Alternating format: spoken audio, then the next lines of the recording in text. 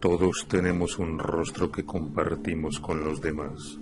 En ocasiones sonreímos y somos amables, pero también todos tenemos un rostro que ocultamos y que a veces no sabemos qué tan oscuro y malévolo es.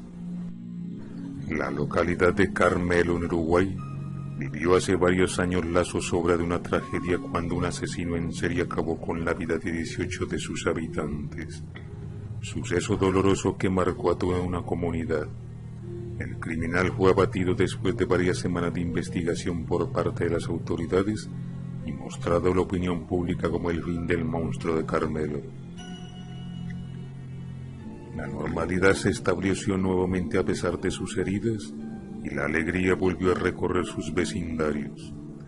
Precisamente hoy día se realiza una de las fiestas anuales del pueblo, en la cual sus habitantes se divierten en infinidad de juegos y en acciones lúdicas. Una de ellas, que es tradicional entre los adultos, es inscribirse en la que es denominada la pilatuna de su vida, que consiste en que las personas escriban en una hoja la broma más divertida que hayan hecho en su vida. Y así al rato, varios jueces deciden cuál es la mejor y recibir un premio bastante atractivo. Las personas se tomaron su tiempo escribiendo su anécdota y al final dejan sus cartas encima de un mesón para luego ser evaluadas.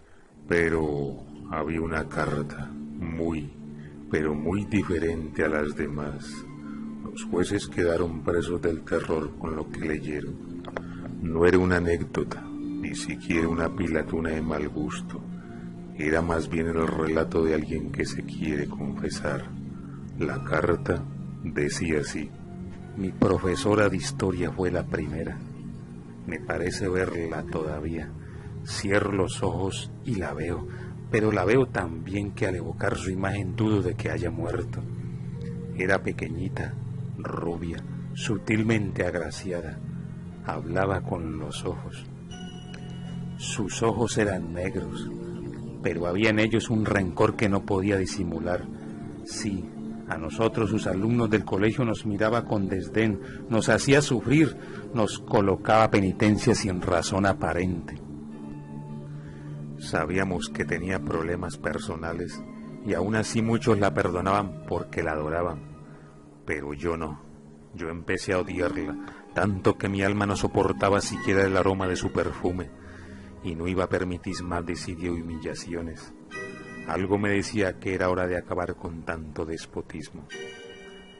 Aprovechando un fin de semana en que ella salió de su casa a un lugar determinado, penetré sin que nadie me viera por una de las ventanas que estaba abierta al interior de la vivienda a esperarla. Cuando sentí que volvió, quedé inmóvil agazapado detrás de unas cortinas hasta que oí los pasos de la maestra. Aguardé hasta el final. Entonces me aproximé tembloroso y con un movimiento rápido le di con una roca que portaba en la mano. Se desplomó al instante. De su cabeza salió un hilillo de sangre, pero aún vivía. Giró su cabeza y alcanzó a ponerme su mirada con la mía y se puso pálida al reconocerme. No pudo hablar. Seguro no lo podía creer. Tuvo un acceso de tos y se le puso a llorar de una manera tan melancólica y tan en silencio que enmudecí. No pedía clemencia ni misericordia. A lo mejor dentro de su negra conciencia, pensaba yo, creyó que eso lo merecía. Pero quizás no era yo, sino mi subconsciente el que tomó la decisión de agarrarla con mis manos y apretar fuertemente su cuello hasta quitarle completamente la respiración. Ella convulsionaba, pero yo era más fuerte y no le di ni un ápice para salvarse de su fatal destino. Cuando la infeliz expiró su último aliento, yo temblaba. Todo mi cuerpo era una exaltación, sentía un gozo increíble, me había liberado, y aunque no lo crean, ese olor a muerte me fue muy gratificante. Reinó en la sala de la casa un silencio profundo. Todo estaba consumado, y como si fuera un espíritu me estuviera guiando, con cuchillo en mano fui desmembrando el cuerpo menudo de mi maestra, cuyas partes coloqué en varios rincones de su vivienda, quizá como epílogo de mi faena. Lo único que conservé para mí fue su corazón. Era mi trofeo. Luego de un tiempo me lo comí cocinado sin que mis padres se percataran. La noticia de la muerte de la maestra causó conmoción en el pueblo y ciudades vecinas. Nadie supo de su victimario. Me sentía poderoso. De aquí en adelante todo me fue más fácil. Mi atención se concentró inmediatamente en todos aquellos que me hicieron sentir inferior, que al igual que mi maestra iban a sentir el rigor de mi venganza. Las siguientes víctimas fueron 2 hermanos mal encarados que le hacían bromas pesadas a los demás. Vivían a 5 casas de la mía y ya no me los aguantaba. Una noche, aún temprano, cuando caminaban por un callejón, les salí al paso sorpresivamente y sin darles tiempo a reaccionar, les corté el cuello de una manera eficiente y rápida. Solo atinaron a mirarme con sus ojos brotados de la sorpresa mientras se les extinguía su miserable vida. Una y otra vez enterraban mi cuchillo en sus cuerpos en una danza macabra.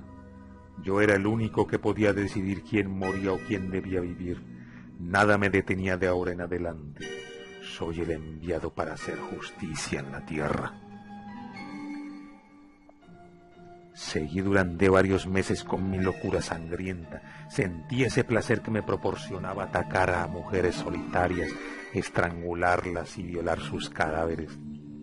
De vez en cuando bebía la sangre de mis víctimas aún vivas y sentir ese orgasmo de ver cómo agonizaban lentamente. Al final les mordía todo el cuerpo y las asesinaba.